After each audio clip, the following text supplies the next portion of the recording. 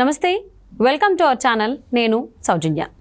So finally ఆంధ్రప్రదేశ్లో ఎన్నికలు ముగిశాయి. సో పోలింగ్ రోజున పోలింగ్ బూత్స్లో బారులు తీరారు జనాలు. అటు మహిళలు కావచ్చు, ఇటు వృద్ధులు కావచ్చు. సో మరి వీళ్ళ ఓట్లు ఎటు జరిగాయి? కానీ కొన్ని పోలింగ్ బూత్స్ దగ్గర మాత్రం కొన్ని అనివార్య కారణాల వల్ల కావచ్చు, ఏదైనా కొంతమంది అయితే వాంటెడ్లీ కొన్ని గొడవలు క్రియేట్ చేశారని చెప్పి మన వార్తల్లో వింటూ ఉన్నాం. మరి ఈ అంశానికి సంబంధించి మనతో మాట్లాడడానికి, వారి విశ్లేషణని మనతో పంచుకోవడానికి ఈరోజు మనతో పాటు ఉన్నారు senior political analyst KVV Prasad గారు ఉన్నారు. వారితో మాట్లాడదాం. నమస్తే అండి. నమస్తే అమ్మా.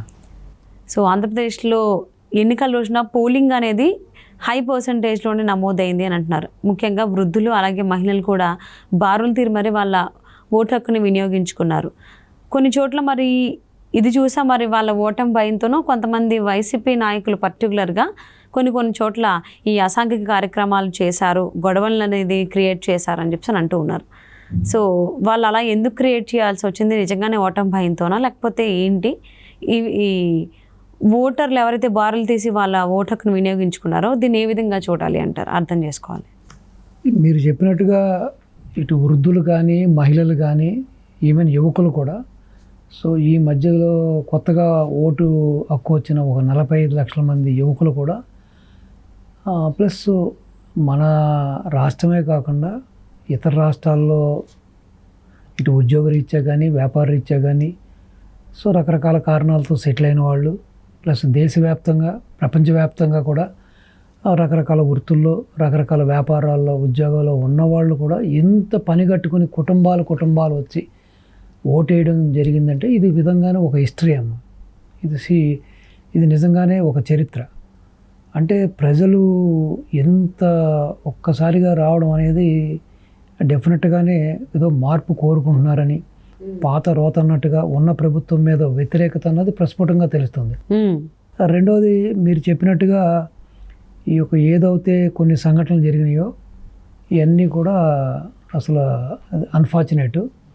రెండవది ఏంటంటే ఈ గత 5 ఏళ్లుగా ఈ వైసీపీ నాయకులు కానీ, వైసీపీ అధినాయకత్వం కానీ, ఇటు ఎమ్మెల్యేలు, ఎంపీలు, మినిస్టర్లు వీళ్ళందరూ కూడా ద్వితీయ శ్రేణి, తృతీయ శ్రేణి కూడా అసలు ఒక ఎలక్షన్లు అయిన తర్వాత 2019లో ఎలక్షన్లు అయిన తర్వాత వాళ్ళ అధికారంలోకి వచ్చిన తర్వాత మాకు 151 సీట్లు వచ్చినాయి కాబట్టి మాకు తిరుగులేదు, ఇదేదో మా సొంత జాగీరు, మా రాష్ట్రమే మా సొంతం అన్నట్టుగా మీరు చూశారు. ప్రతిదానికి వాళ్ళ కలర్లు వేసుకోవడం, ఆ కలర్లు పిచ్చి.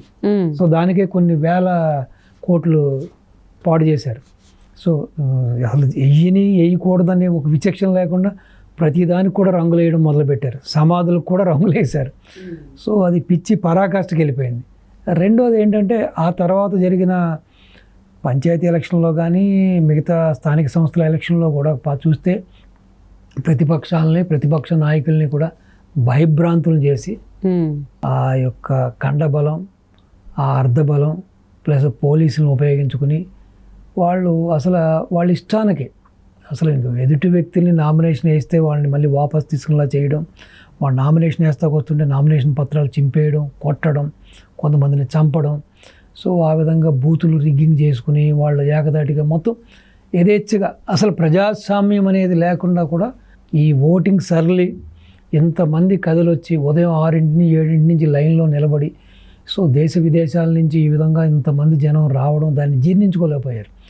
సో ఎక్కడ మనం ఓటమి చెందుతున్నామని చెప్పి కావాలని చెప్పి కొన్ని బూతుల్లో, కొన్ని చోట్ల, కొన్ని సెగ్మెంట్స్లో ఇటు జోగి రమేష్ కుమారుడు కానీ, ఇటు వల్లభనేని వంశీ కానీ, ఇటు నరసరావుపేట డాక్టర్ శ్రీనివాసరెడ్డి కానీ, ఇటు మాచర్ల పిన్నెల్లి రామకృష్ణారెడ్డి కానీ, సో ఈ విధంగా రకరకాల మనుషులు, అదేవిధంగా మన తెనాల్లో ఆ ఎమ్మెల్యే కొట్టించుకున్నాడు కదా. సో వైసీపీ ఎమ్మెల్యే అతను, వీళ్ళందరూ కూడా అసలు ప్రజాస్వామ్యం అపవాస అయ్యే విధంగా ఈ విధంగా చేయడం అనేది ఒక విధంగా ఇది మంచి మనుగడ కాదు. సో కానీ ప్రజల్లో మార్పు వచ్చింది, ప్రతిపక్షాల్లో కూడా మార్పు వచ్చింది. మీరు చూసుంటారు, ఒక సామాన్యుడు లైన్లో ఎవరైనా రూలే కదా, లైన్లో రమ్మన్నందుకు అతను దుర్భాషలాడి కొట్టినందుకు ఆ వ్యక్తి తిరిగి కొట్టడం జరిగింది. నిజంగా చెప్తే ఒక ప్రజాప్రతినిధిగా 5 ఏళ్ళు ఎమ్మెల్యేగా ఉన్న వ్యక్తివి మళ్ళీ రెండోసారి నువ్వు ఎలక్షన్లో పార్టిసిపేట్ చేస్తున్నావు. ఈ విధంగా ఒక సామాన్యుడి చేతిలో నువ్వు దెబ్బ తిన్నావంటే అసలు నీ క్రెడిబిలిటీ ఏమవుతుంది, అసలు నీకు పరువు ఎక్కడ పోతుంది. సో ఈ 5 సంవత్సరాలు బట్టి ఆడ మగాని ఒక తారతమ్యం లేకుండా వీళ్ళ చిల్లర మాటలు చిల్లర వ్యవహారాలతో ప్రజలు విసిగి వేసారిపోయారు. చూసుంటారు మీరు, వంశీ మీద తిరగబడ్డారు జనాలు, వంశీని కొట్టబోయారు, శ్రీనివాసరెడ్డికి మంచి ఫిట్టెడ్ రిప్లై ఇచ్చారు, మాచర్లో ఫిట్టెడ్ ఇచ్చారు. అలాగే రాష్ట్రంలో ఎక్కడ అసాంఘిక సంఘటనలు జరిగిన ప్రతి చోట కూడా ప్రజల్లో తిరుగుబాటు వచ్చింది, ప్రతిపక్షాల్లో తిరుగుబాటు వచ్చింది. సో కాబట్టి ఏంటంటే యాక్చువల్గా ఇది ఒక సాంప్రదాయం కాదమ్మా.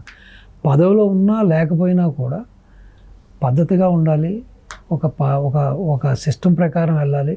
ఇప్పుడు అధికారం ఉందని ఈరోజు నువ్వు కొడతావు, రేపు పొద్దున అధికారం కోల్పోయిన తర్వాత నువ్వు స్వేచ్ఛగా నీ పొలానికి నువ్వు ఫ్రీగా వెళ్ళాలి, నీ ఇంటికి నువ్వు వెళ్ళాలి.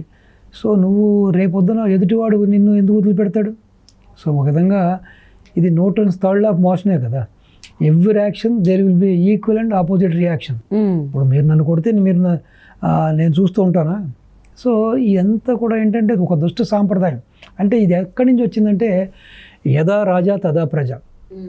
ఎప్పుడైతే టీడీపీ పార్టీ మీద ఒక దాడి జరిగినప్పుడు కానీ, బాబు గారి మీద దాడి జరిగినప్పుడు కానీ, బాబు గారి ఇంటికి ఆ ఎమ్మెల్యే వెళ్ళినప్పుడు కానీ, సో అలాగే కరకట్ట మీద ఆయన మీద దాడి జరిగినప్పుడు కానీ, వీటన్నిటిని కూడా ఒక ముఖ్యమంత్రి హోదాలో ఉన్న వ్యక్తిగా ఖండించి ఉండి ఒక కఠినమైన చర్యలు తీసుకుంటే ఈ రోజున ఇటువంటి పరిస్థితులు ఉత్పన్నం అయ్యే కాదు. సో ఎంతసేపు అరాచకంతో రాజ్యం వెళ్ళాలి, అరాచకంతో మనం అధికారం చేజెక్కించుకోవడం అనేది అది ఎప్పుడు జరగదమ్మా. ఎప్పుడు కూడా ఈ ప్రజాస్వామ్యంలో ప్రజల మెప్పు పొందాలి.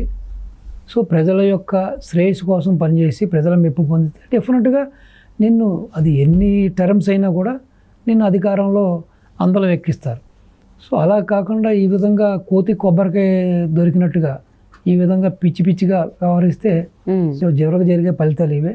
సో ఈ రోజున ఈ సంఘటనలన్నీ కూడా ఇవన్నీ కూడా పునరావృతం అవ్వకుండా ఉండాలని, సో రేపొద్దున ఈవెన్ వచ్చే ప్రభుత్వం కూడా ఎవరైతే ఈ విధంగా ప్రవర్తించారో, ఎవరైతే రాష్ట్ర సంపదకు నష్టం కలిగించారో, రాష్ట్ర వివాదానికి నష్టం చేశారో, ఈ విధంగా ప్రతిపక్ష నాయకులను ఇబ్బంది పెట్టారు, వీళ్ళందరి మీద కూడా ప్రజలను ఇబ్బంది పెట్టారు. వీళ్ళ కబ్జాల వలన ఎంతోమంది ప్రాణాలు కోల్పోయారు, వీళ్ళ అన్యాయానికి దాష్టిగానే ఎంతోమంది బలయ్యారు.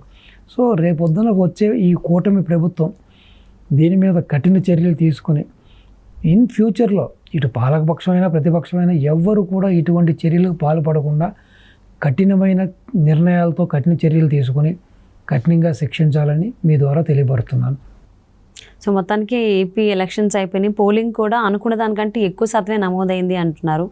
సో రాత్రి 9 అయింది, కొన్ని చోట్ల 12 కూడా అయింది. ఓటర్స్ అందరూ వారి ఓటు హక్కుని వినియోగించుకోవడం అయిపోయేసరికి సో ఈ భయంతో ఏదో మొత్తానికి ఓటర్స్ని అయితే భయపెట్టాలని చెప్పేసి వైసీపీ నాయకులు కొంతమంది కొన్ని పోలింగ్ బూత్స్ దగ్గర వాళ్ళని భయభ్రాంతులు చేయడానికి కొన్ని అసాంఘిక కార్యక్రమాలు చేశారని అన్నారు. అయినా కానీ వాటన్నిటిని తట్టుకుని ఏదైనా కానీ మా ఓటును మేము వినియోగించుకుంటాం, మాకు అభివృద్ధి కావాలి అనేటువంటి ఉద్దేశంతో ఓటర్స్ ఉన్నారు. సో రిజల్ట్స్ వరకు వెయిట్ చేద్దామండి, ఎట్ సైడ్ వస్తుంది ఏంటి అనేది. Thank you so much Prasad. నమస్తే.